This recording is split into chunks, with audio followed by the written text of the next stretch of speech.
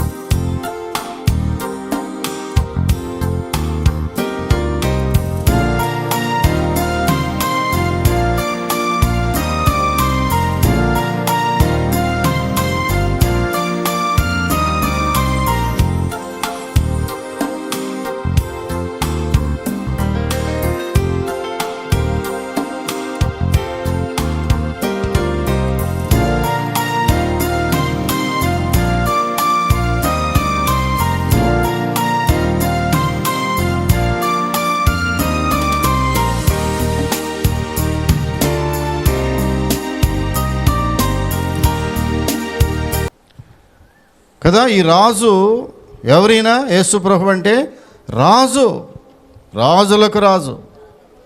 ఆ రాజు కోరుకుంటే బ్రహ్మాండం అంటే తెల్లటి గుర్రాలు, రాజు తెల్ల గుర్రం మీద వచ్చేవాడు. పురాణాలు చూస్తే కదా రాజు యొక్క వాహనం ఏమనుకున్నాం? గుర్రం. లేదా ఈ దినాల్లో రాజులు చూస్తే స్పెషల్ ఫ్లైట్లు, మామూలు ఫ్లైట్లో రాట్ల రాజులు, స్పెషల్ ఫ్లైట్లు, ప్రత్యేక విమానాల్లో కోట్ల రూపాయలు ఖరీదు అవుతుంది. ఒక రాజు బయలుదేరి వస్తున్నాడంటే మంది మార్బలం, వాహనాల సముదాయం, వాహనాల సముదాయం. ఆ సముదాయంలో ఎక్కడుంటాడో తెలియదు, భయం రాజులకి, ఎవరు చంపేస్తారో నేను. ఈ రాజుకు భయం లేదు. ఈ రాజు భయపడనటువంటి రాజు. ఈ రాజు రక్తమును అర్పించేటటువంటి రాజు. ఈ రాజు ప్రాణమును బలిదానముగా ఇచ్చేటటువంటి రాజు. ఈ రాజుకు భయం లేదు. ఈ రాజు ఏం చేశాడు తెలిసినా? శిష్యుల్లో ఇద్దరిని చూచి, మీ ఎదుటనున్న గ్రామునకు వెళ్ళగానే కట్టబడిన ఒక గాడిదయు దానితో ఒక గాడిద పిల్ల మీకు కనబడును. అండర్లైన్ చేయాల్సిన విషయాలు: కట్టబడి ఉన్న గాడిద, కట్టబడి ఉన్న ఒక గాడిద.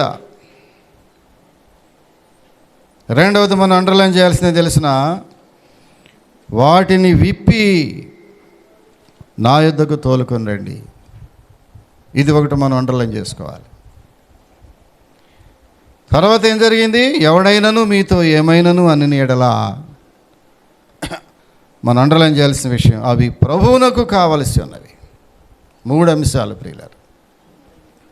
3 అంశాల గురించి 3 మాటలు చెప్పును ముగించుకుందాం.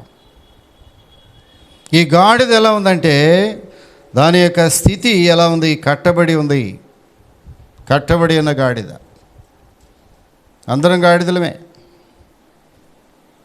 కదా. మీలో కొంతమంది బాధపడతారు ఈ మాట అంటే. మీరేమో కానీ నేను మాత్రం గాడిదనే. గాడిదనే ప్రియులారా, దేవుని సన్నిధిలో గాడిదనే. ఇప్పుడు వచ్చేటప్పుడు కూడా ప్రార్థన చేసుకున్నా, ప్రభా ఈ గాడిదను మరలా నీ బలిపీఠము దగ్గర ఉన్నటువంటి పవిత్రమైన స్థలములో ఎక్కిస్తున్నావా? తగునా నేను? ప్రియులారా, ఎన్నిసార్లు క్రీస్తు ప్రభు నీతిమంతుడిని సిలివేసినటువంటి చేతులు ఇవి.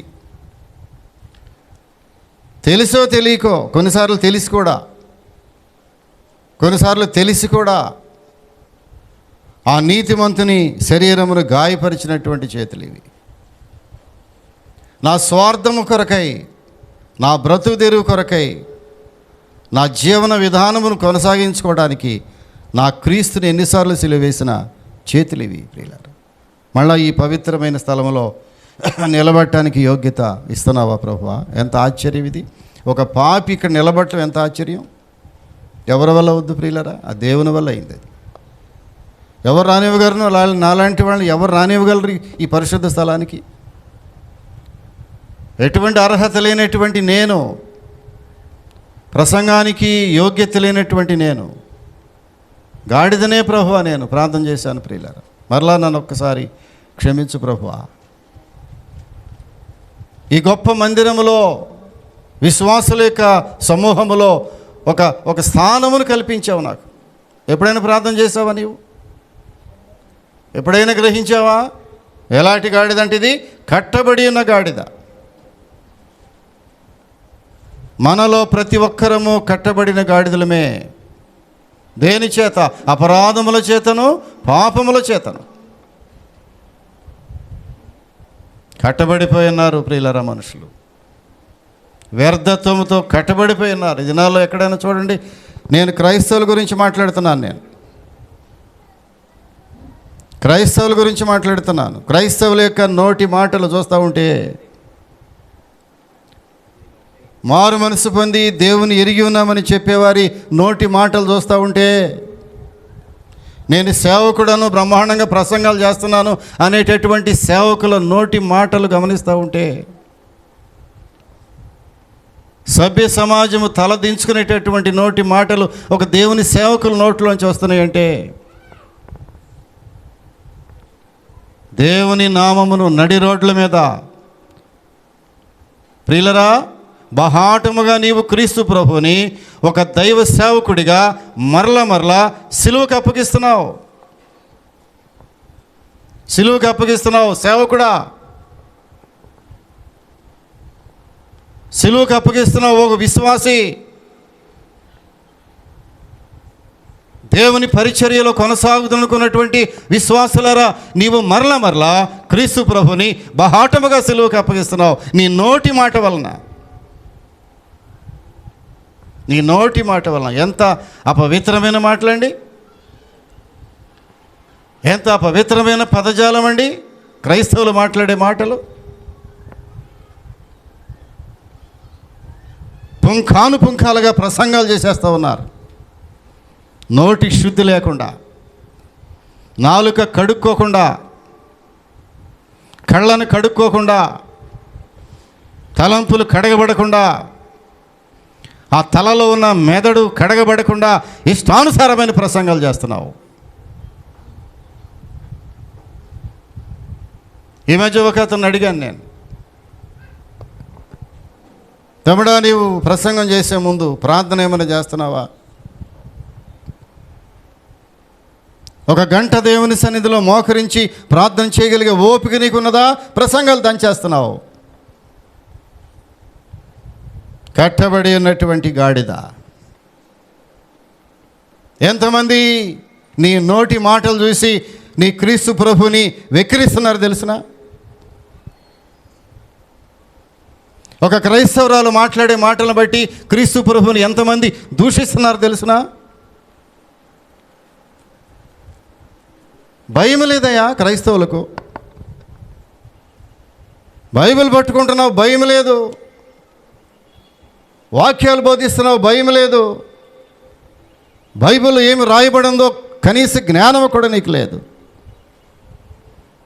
ఇష్టానుసారముగా నోరు పడవేసుకునేటటువంటి దైవజనులు. మైక్ దొరికిందంటే చాలు చేతికి, ఇష్టానుసారముగా మాట్లాడేటటువంటి వారు. మైక్ దొరికిందంటే చాలు ఎవరు విమర్శిస్తున్నారో తెలియనటువంటి వారు. మైక్ దొరికిందంటే చాలు అన్య దేవతలను ఇష్టానుసారముగా మాట్లాడేటటువంటి వారు. ఎందుకయ్యా నీకు ఆ పరిస్థితి? నీ క్రీస్తు ప్రభు గురించి చెప్పుకో, నీ దేవునికి గొప్పతనం గురించి చెప్పుకో. నా క్రీస్తు ప్రభు సజీవుడని ప్రకటించు మనుషులకి. ఎవరి గురించి నీకెందుకు?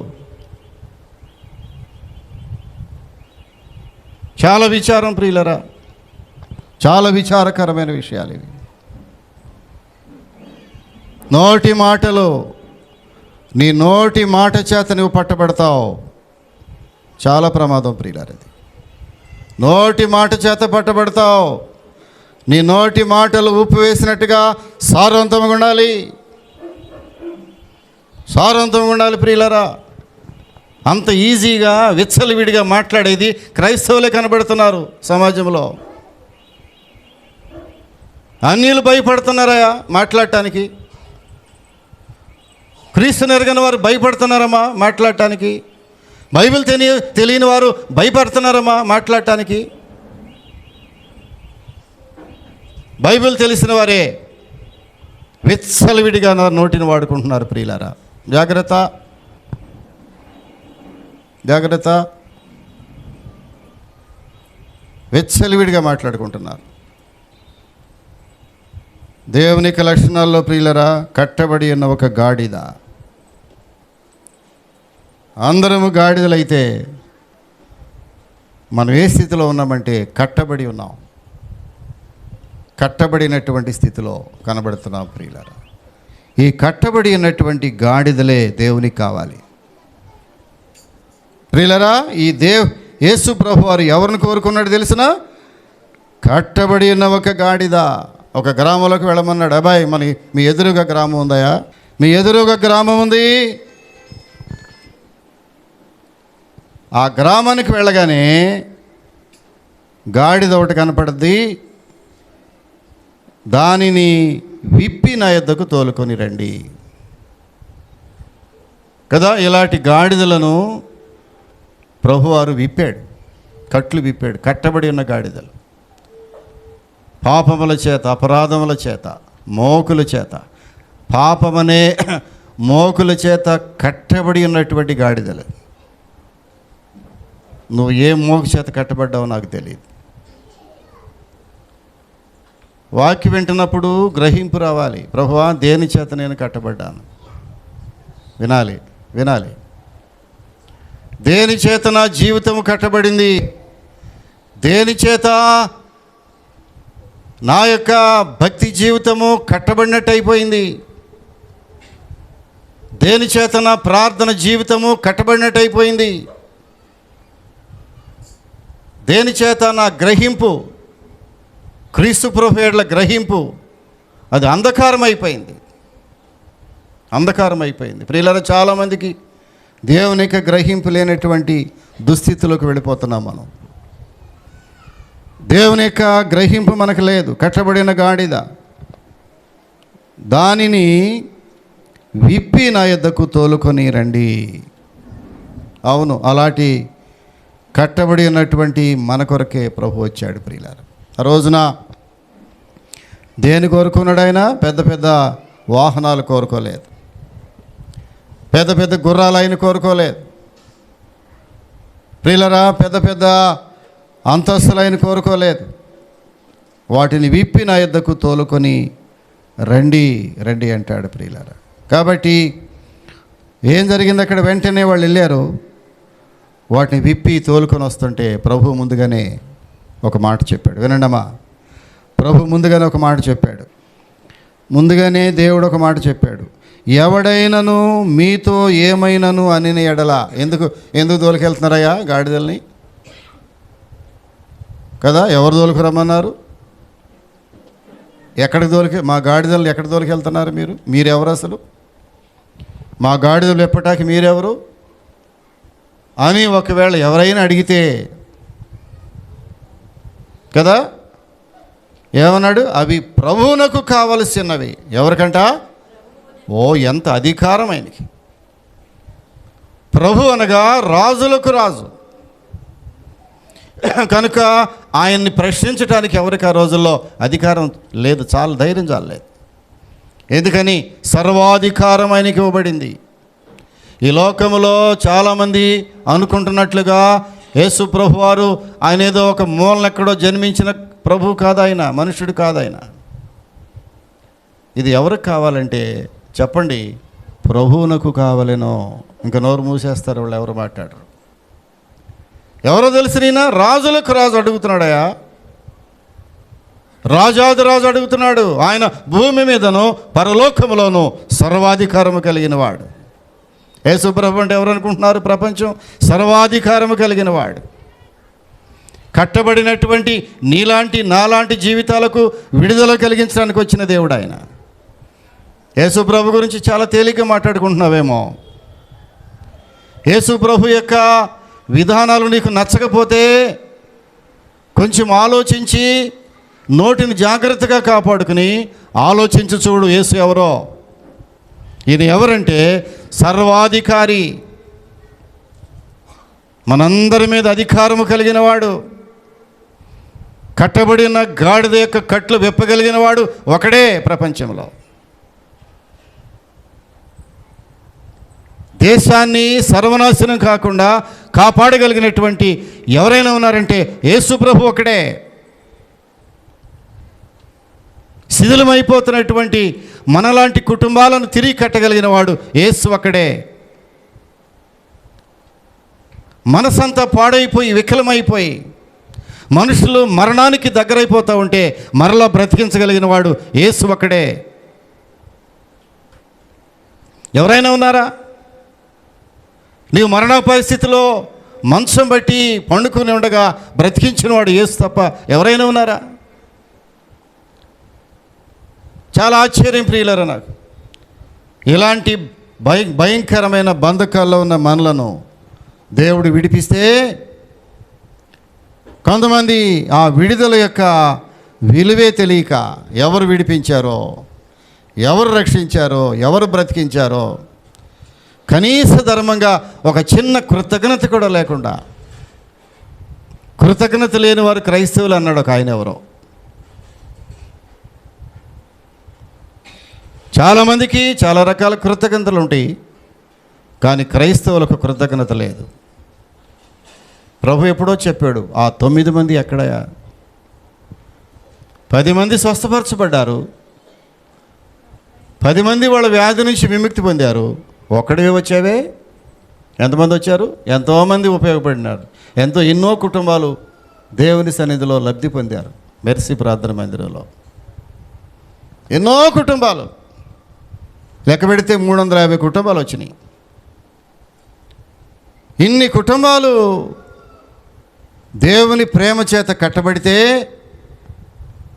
ఇన్ని కుటుంబాలు అనేకులు మరణశయ్య మీద అలాగ ప్రాణం విడిచిపెట్టే సమయంలో దేవుడు వారిని బ్రతికిస్తే ఎంతమంది కృతజ్ఞత ఉంది? కొంతమందికి ఈరోజు మట్లాది వారిని గ్రహింపు కూడా లేకుండా రోడ్ల మీద తిరుగుతున్నారు, రోడ్ల వెంట తిరుగుతున్నారు. చాలా విచారం ప్రియులారు, చాలా విచారం. ఏదో ఒక సాకు చెప్పి దేవుని సన్నిధిలో ఏదో ఒక పనికి వాళ్ళని సాకులు చెప్పటం అలవాటైపోయింది మనుషులకి. దేవుడు వింటున్నాడు ప్రియులరా, నీ సాకులు దేవుడు వింటున్నాడు. నీ నోటి వెంట వచ్చే ప్రతి మాట దేవుడు రికార్డ్ చేస్తున్నాడు. జాగ్రత్త, నీవు ఎంత లబ్ధి పొందేవో దేవుని మందిరంలో, ఎలాంటి స్వస్థత పొందేవో దేవుని సన్నిధిలో, నీవు ఈ మందిరంలో ఎలాంటి ఆశీర్వాదాలు పొందుకున్నావో నీ బిడ్డలకు దేవుని మందిరంలో. నీవు చెప్పే సాకులు చూస్తూ ఉంటే దేవుడు రికార్డ్ చేస్తున్నాడు నీ సాకుల్ని. జాగ్రత్త ప్రియులారా, దేవుడు వదిలిపెట్టాడు, నేను వదిలిపెట్టడు. తగిన సమయంలో ప్రతి మనిషికి బుద్ధి చెప్పడానికి ఆయన ఆసన్నుడిగా ఉన్నాడు. జాగ్రత్తగా ఉండాలి. లేదా పూర్తిగా క్రీస్తు ప్రభుని విడిచిపెట్టాయి.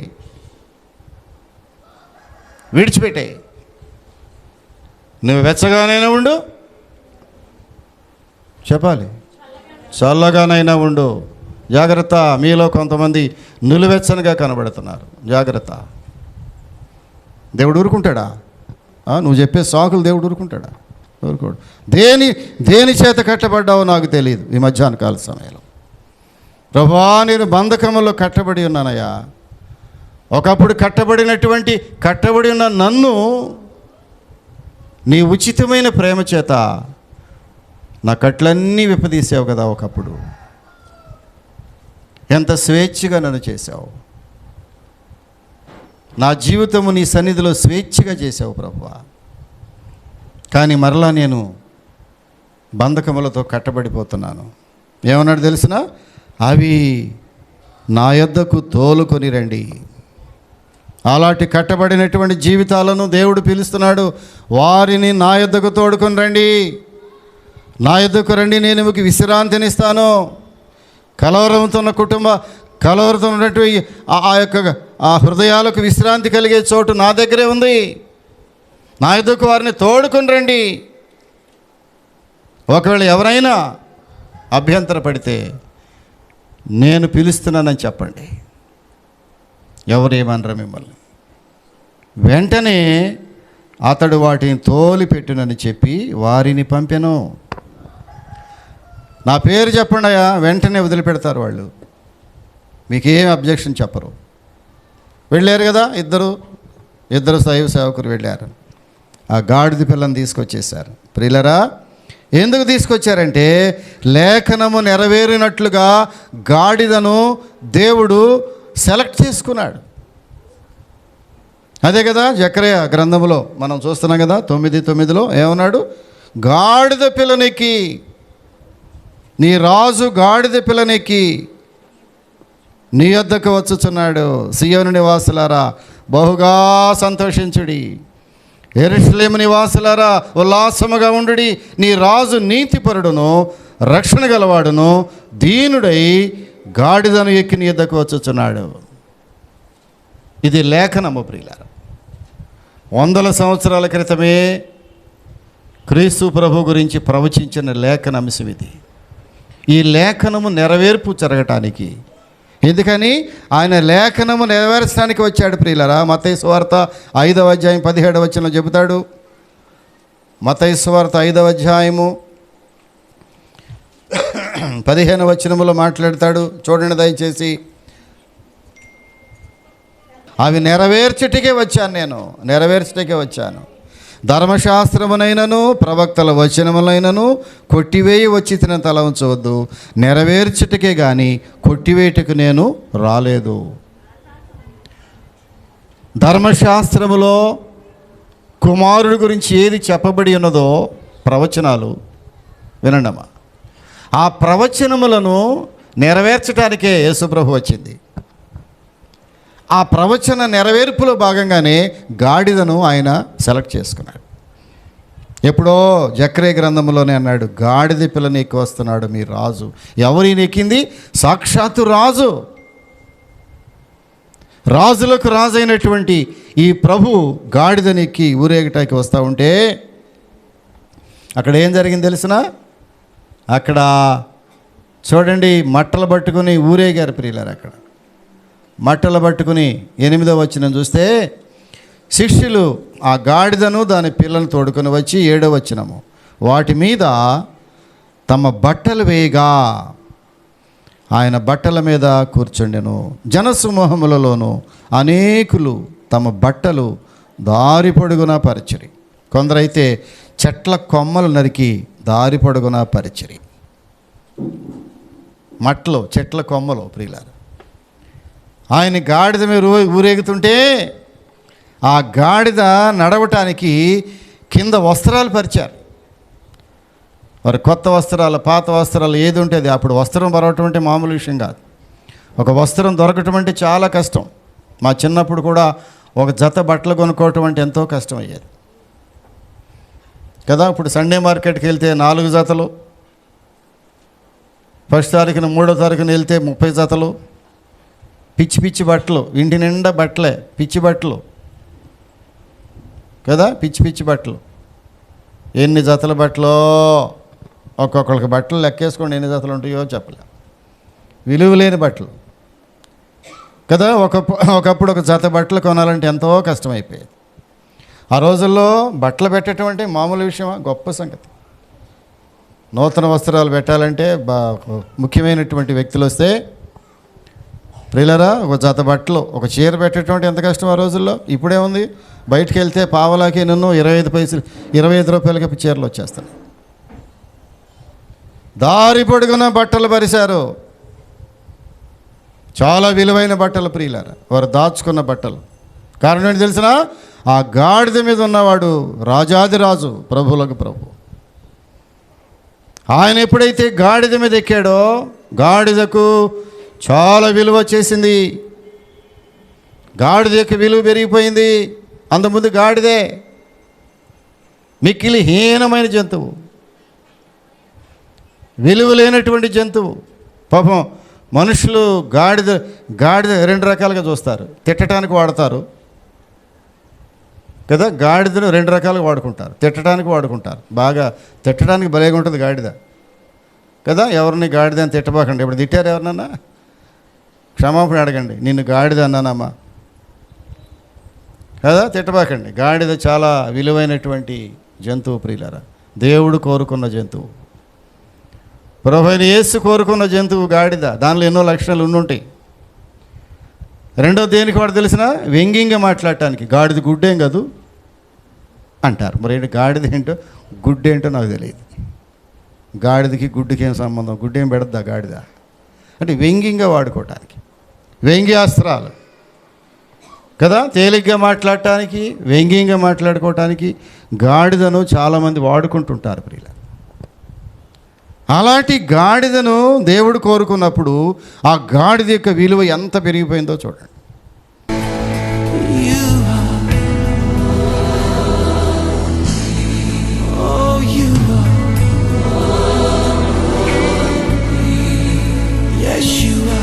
పరిశుద్ధుడా, ప్రేమ కలిగిన స్వామి, నీ పరిశుద్ధ పాదములకు వందనాలు. ఆఖరి ప్రయాణంలో భాగంగా యెరూషలేము పట్టణ వీధుల్లో మీరు అనేక మంది ప్రజలకు మిమ్మల్ని మీరు ప్రత్యక్షపరచుకోవడానికి చివరిగా ఒక వాహనమును, గాడిదను ప్రభువు ఎంచుకున్నారు. ఆ గాడిద కూడా కట్టబడి ఉన్న గాడిద,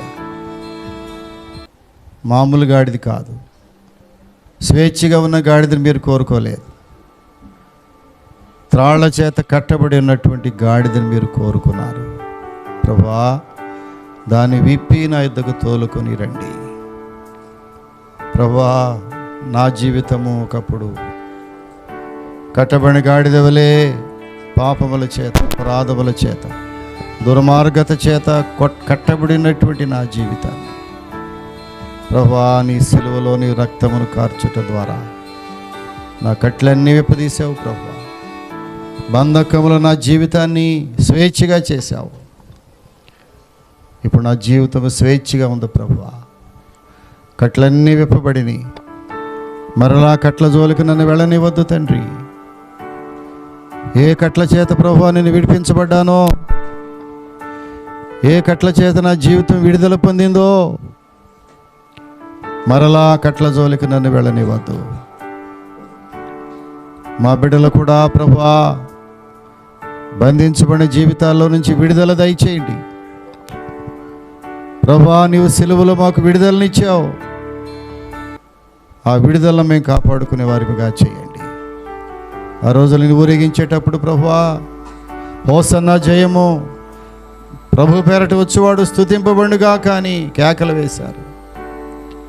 ఈ కేకలు వేసిన ఈ మనుషులే పిలాతు దగ్గరికి వెళ్ళి ఈయనను సిలువేయండి అని కేకలు వేశారు. ఎంత విచారం ప్రభువా. ఇక్కడేమో ఈ విధంగా కేకలు వేశారు, అక్కడేమో ఆ విధంగా కేకలు వేశారు. స్థిరత్వం లేని మనుషులయ్యా, మమ్మలను స్థిరులుగా చేయండి. నీ మందిరములో మాకు స్థిరత్వం నేర్పించండి. స్థిరులుగాను కదలవారుగాను ఉండమని ప్రార్థన చేశాడు భక్తుడు.